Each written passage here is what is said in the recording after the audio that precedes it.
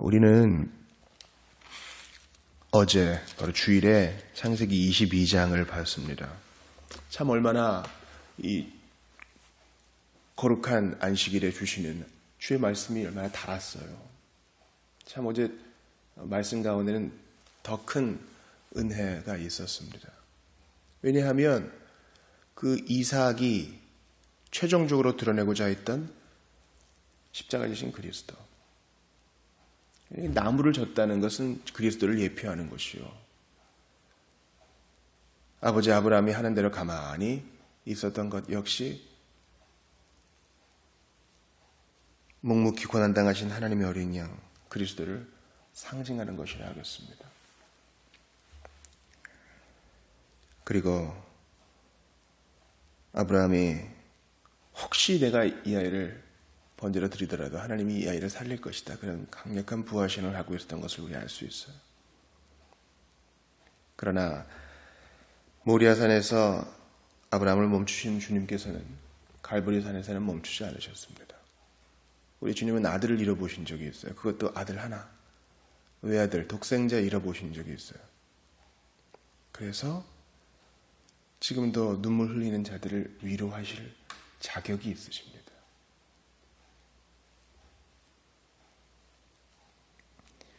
우리가 오늘 새벽 집회를 시작하기 전에 기도하면서 이디오피아 왜 기도했죠? 이디오피아 원래 기독교국이었는데 우리 에디오피아 내시에 대한 얘기도 듣잖아요. 뭐 그 나라가 아니다 이런 얘기도 있지만 아무튼 거기에 복음이 일찍 전해진 건 맞아요. 그런데 이슬람 무장세력이 어찌 그리 많은지 주님은 이들을 위로하실 수 있으세요. 친히 버림당해 보셨고 거절당해 보셨기 때문입니다. 사람들은 그를 싫어했죠. 오늘은 우리가 창세기 23장에서 바로 아브라함의 아내 사라가 127세에 이 땅을 떠나는 것을 보게 됩니다. 우리가 그리스도인으로서 삼가 고인의 명복을 빕니다. 그런 얘기 하는 거 아닙니다. 우리가 언어 하나에도 좀 신중해야 돼요.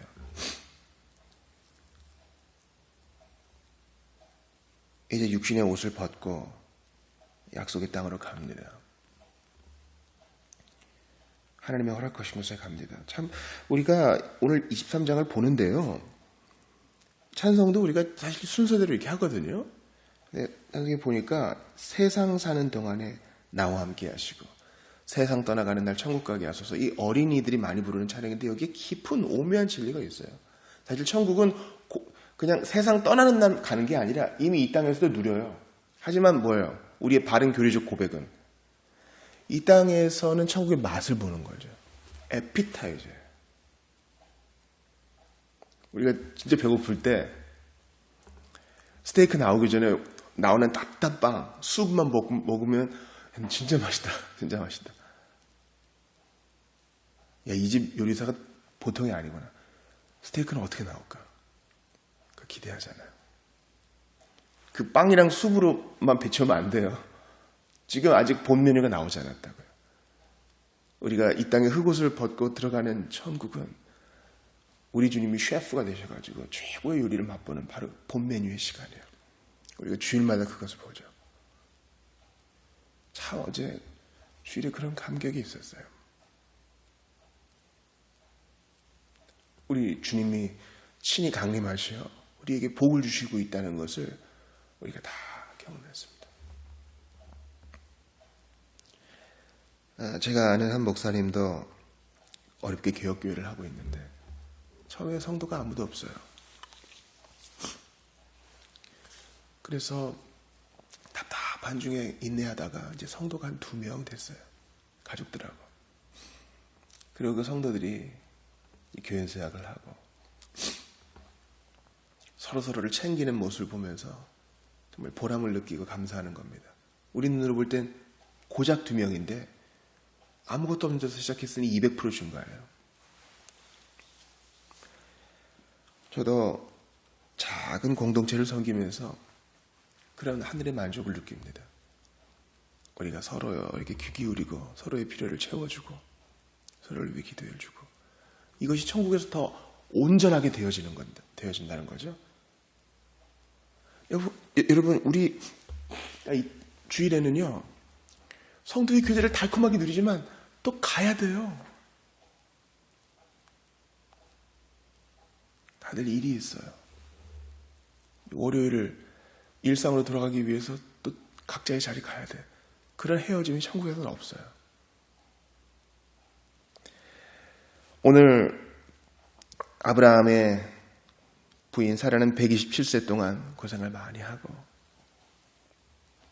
하나님의 일하심을 경험하고 이제 37세 된 성년 이삭을 남겨두고 이 땅을 떠납니다. 아들이 장가가는 걸 아직 못 봤어요. 그러니까 손주를 아직 안아보지 못해서. 그러나 그녀가 아들을 낳고 약속된 아들을 낳고 그 남은 37년을 얼마나 행복하게 살았겠어요. 얼마나 행복하게 살았겠어요. 만약에 우리가 뭐 역사를 두고 만약이라고 얘기하는 것은 그렇게 좋은 거 아니지만 만약 리브가가 있었고 또 그렇게 알콩달콩 살았을 때는 고부간의 갈등이 엄청났을 거예요. 이게 어떻게 얻은 아들인데. 나중에 또 들었겠죠. 여보, 내가 하나님이 모리아산에서 이삭을 드리라고 해서 데려갔어. 그럼 또 얼마나 가슴이 녹아내렸겠어요. 그런 귀한 아들이에요. 그러므로 하나님이 리브가를 아브라함보다 50년 정도 먼저 빨리 데려가요. 야, 하나님의 시간표가 좀 잘못된 거 아닌가 그렇게 생각할 거 없어요. 하나님은 조금 더 빠르거나 조금 더 늦지 않게 정확하게 사람을 태어나게 하시고 데려가십니다. 우리가 이해가 안 될 뿐이지. 성경 이해도 마찬가지예요. 우리가 이해가 안 될 뿐이지 주님은 정말 하실 수 있는 한 최선을 다해 몸을 낮추어 우리의 언어를 알려주셨어요. 우리가 23장에서 계속 이 사라의 죽음과 또 매장할 장지에 대한 얘기를 계속 봅니다. 그리고 이제 아브라함이 그 땅에서 이제 해쪽 속 이 에브론에게 막벨라 굴과 그 일대를 사죠. 그것이 23장의 내용입니다. 이걸 보면서 이게 뭔가 이게 뭐 토지 거래인가? 사람이 죽었다. 토지를 거래했다. 거기에 무덤을 만들었다. 뭐 이런 건가? 그러나 모든 성경은 하나님 백성의 교훈을 위해 주신 거기 때문에 이 교훈이란 건 교리로 번역할 수 있어요. 하나님의 사람의 유익과 바른 믿음의 지침을 위해 주신 것이기 때문에 우리가 이 본문을 잘 살펴볼 필요가 있습니다. 하나님의 사람에게 죽음이란 말이죠. 우리의 믿음이 작용할 수 있는 또 다른 상황을 제공합니다. 아브라함도 마찬가지예요. 아브라함은 하나님의 사람인데 그의 믿음이 이제 이삭 때도 이삭을 번제로 바칠 때도 새롭게 작용했죠. 이때 절정에 이르렀고 이제 사랑하는 아내의 죽음에도 그의 믿음이 발휘하는 또 다른 상황이 벌어집니다.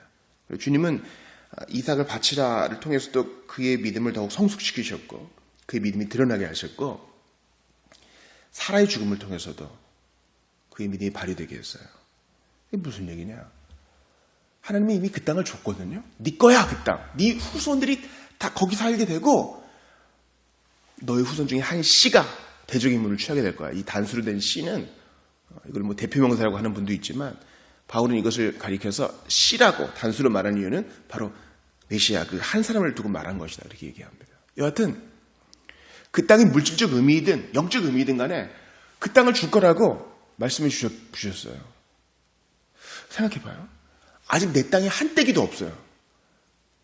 그러니까 이게 지금 아브라함은 약간 반소장농의 개념으로 좀 거부긴 하지만 자기 땅이 없어서 이렇게 계약을 맺고 서로 침범하지 않기로 하고 뭐 이렇게 사는 그런 반유목민 상태예요.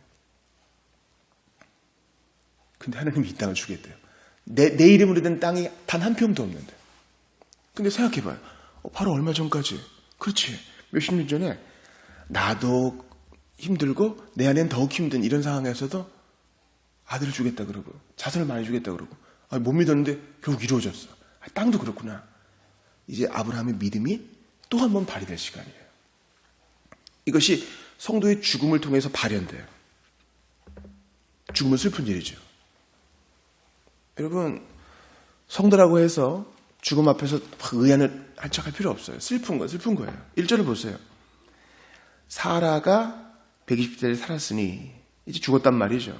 사라가 죽음에 아브라함이 들어가서 사라를 위하여 슬퍼하며 애통하다가 우리가 늘 눈에 보던 사람이 떠나면 울어야죠. 그리고 이 죽음이 처음에 하나님이 의도하신 바가 아니에요. 죄란 놈 때문에, 마귀의 유혹 때문에, 사람이 잘못된 선택 때문에, 그의 언악감 때문에 기어들어온 녀석임을 기억해야 됩니다. 그러면 마지막 원수가 사망이에요. 주님은 죽음 자체도 마지막 때에 심판하실 겁니다. 이 죽음의 시간은 우리의 믿음을 입증할 수 있는 가장 좋은 시간입니다. 여러분, 성도가 죽음을 어떻게 대하느냐가 우리 믿음을 대하는 시금석이에요. 통증이 싫죠. 더 하고 싶은 일이 있는데 빨리 떠나는 거 아쉽죠. 그때 그 죽음을 어떻게 받아내느냐가 우리의 믿음을 증거하는 아주 좋은 시간이라는 겁니다. 그러므로 여러분, 기도하셔야 돼요. 지금부터. 하나님, 나의 이 세상을 떠남이 보는 사람들로 하여금 좋은 영향을 미칠 수 있게끔 선한 영향을 미칠 수 있기를 원합니다. 저를 도와주십시오. 기도해야 됩니다. 아이고 아프다 할 수 있어요. 그러나 그것이 불평과 원망으로 이어져서는 안 되겠어요. 그것은 마지막 이 세상을 떠나는 성도로서의 덕이 안 돼요. 큰 수술을 받고 이제 마지막에 가까운 로이드 존스는 치료를 더 이상 계속하지 마라. 80이 넘어 집에서 마지막 때를 기다립니다. 의사가 슬프지 않습니까? 이렇게 아픈데 슬프다니요.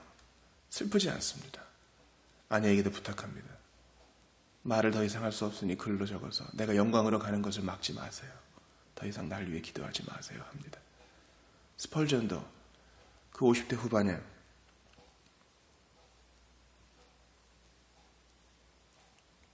망통에서 죽음을 당할 때 말이죠. 죽임을 당할 때 그의 수명이 다했습니다. 그때 마지막까지 남들은 만류하는데 말씀을 전하고 찬송을 부르고 아내와 함께 시간을 보내며 기쁘게 후회 없이 그 땅을 떠났습니다. 그때 스펄전이 한 프랑스에서 한 노래가 이거예요. 이 세상 끝날까지 주 봉사하리니 내 친구 되신 주여 늘 함께 하소서. 주 나와 함께 하면 전쟁도 겁없고 주 나를 붙드시면 늘 안심하리라. 죽음은 성도의 믿음을 발현할 수 있는 마지막까지 우리에게 허락된 기회입니다. 본래 장사는 대개 죽은 사람의 고향에서 이루어지는 게 고대 사람들의 관습인데요. 아브라함은 그 땅에 사라를 묻습니다. 왜냐하면 여기 내 땅이 될 거니까. 여기가 사라의 고향이다. 그가 태어난 것은 아니지만 하나님이 준 땅이니까 여기에 묻혀야 된다. 그 믿음으로 그 땅을 삽니다. 값을 주고 삽니다. 앞으로 무슨 얘기가 없게끔 적법하게. 참 희한하죠. 하나님이 주시겠다고 한 땅 중에 처음으로 갖게 된 땅이 바로 무덤이에요. 본래 아브라함은 굴만 사기를 원했지만 이제 여러 협상 과정을 통해서 그 일대의 토지까지 다 사게 됩니다. 여기에 이제 아브라함도 묻히고 이삭과 리브가도 묻히고 야곱과 레아도 묻히고 그렇게 되죠. 아브라함은 이러한 믿음이 있었기에 하나님이 이 땅 줄 것이다. 그리고 죽음 이후에 사라는 이 땅의 복을 누리게 될 것이다. 하나님을 기업으로 누리게 될 것이다. 이런 믿음으로 슬픔 가운데 있지 않고 오늘 본문의 3절 보세요. 그 시신 앞에서 일어나! 죽음의 눈물 가운데 계속 한량없이 빠지지 않고 일어나서 그 일을 합니다. 7절 보세요. 아브라함이 일어나! 그 땅 주민 해족속을 향하여 몸을 굽히고 이제 본격적인 협상을 시작해요. 하나님 앞에서 일어나서 일하는 겁니다. 여러분, 슬픔 속에 매도되지 마세요. 슬픔 속에 완전히 빠져들어가서는 안 됩니다. 잠도 마찬가지예요. 피로가 풀렸으면 일어나야 돼요. 잠 자체에 빠져가지고 피로가 다 풀렸는데 또 자서 피로를 쌓을 필요 없는 거예요. 마찬가지예요. 슬프면 울어야 돼요. 그러나 그 눈물이 그치면 일어나야 돼요. 언제까지 그렇게 살 겁니까?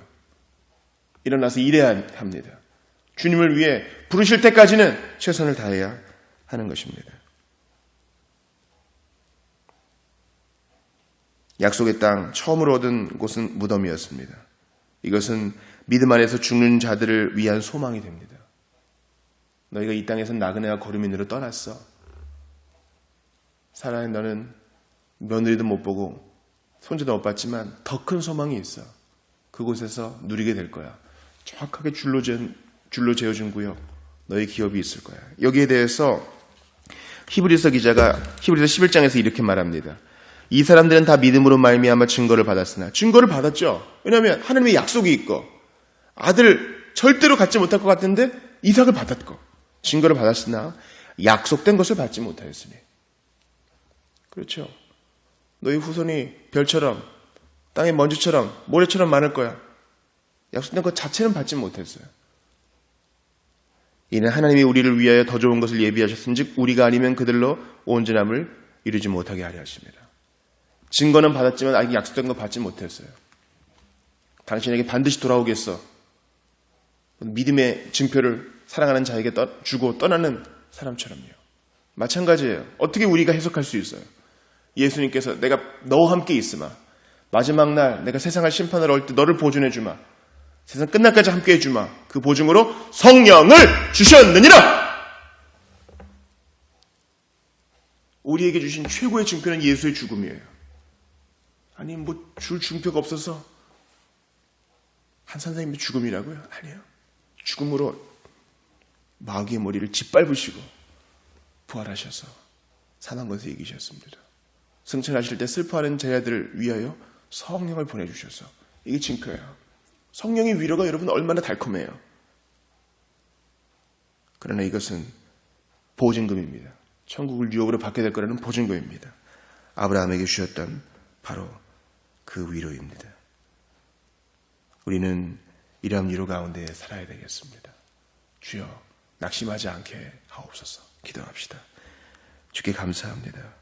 이 말씀 받았사오니 죽음과 고난에 무너지지 아니하고 분연히 일어나 주를 위해 살게 하소서. 예수님 이름으로 기도하옵나이다.